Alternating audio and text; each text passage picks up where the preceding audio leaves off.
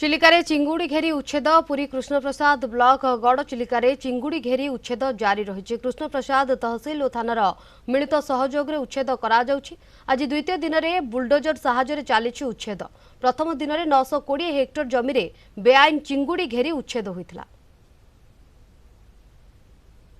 चिलिकारे घेरी उच्छेद जारी प्रथम दिन में 920 स्क्वायर फुट 920 एकर घेरी उच्छेद करते कृष्णप्रसाद तहसिलदार।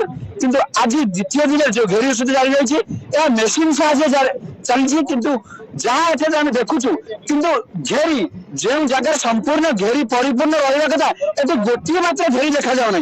कारण जहाँ खबर पाई स्थानीय लोक जो रही मत्स्यजीवी से घेरी के रास्तार पोती कहती लुचाई अनुमान कर समय राति घेरी ठिया करेंगे।